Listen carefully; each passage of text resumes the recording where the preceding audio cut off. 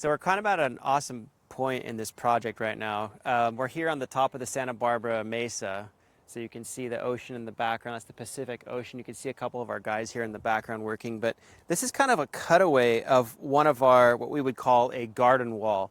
Up to 4 feet, including 1 foot of footing. We're calling that a garden wall. It is going to be retaining some dirt. You can see here, this is actually geogrid material. This is really strong geoengineered material.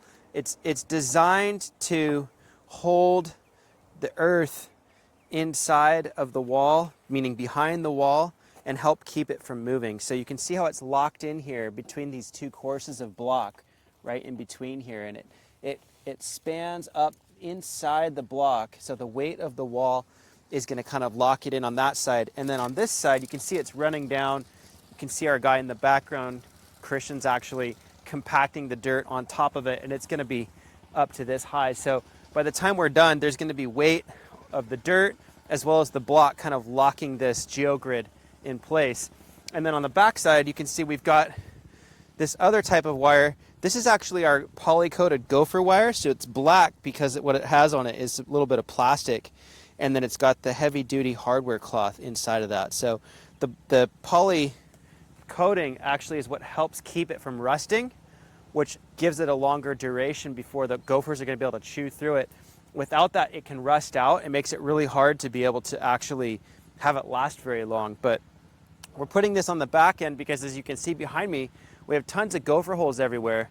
And this gopher activity is actually causing water to get down into this slope area, which could then undermine our work.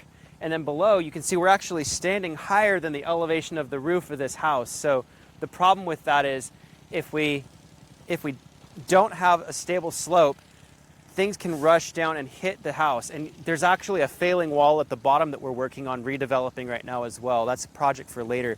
This is just kind of like an intermediary measure to take, to kind of give them some time. They're dealing with permitting and some things on that.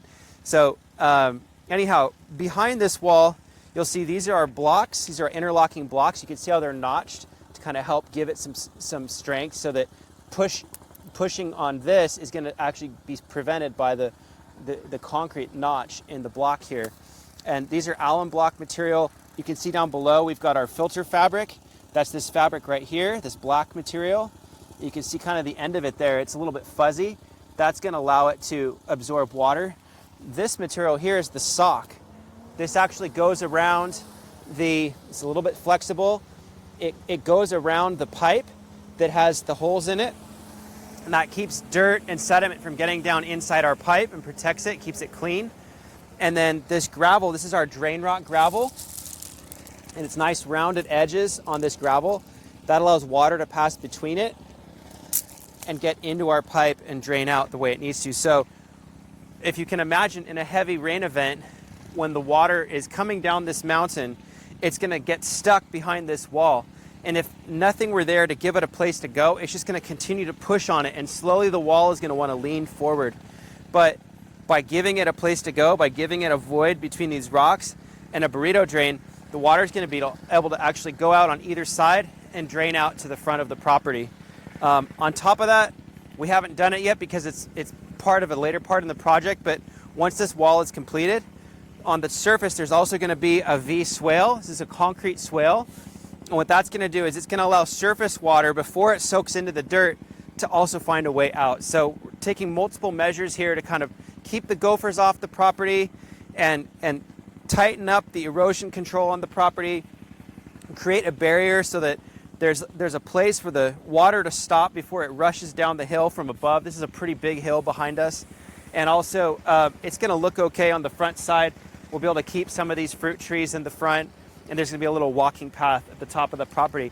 Not to mention the fact it's going to double as a seat bench. You can kind of lean against it and look out at this beautiful view below.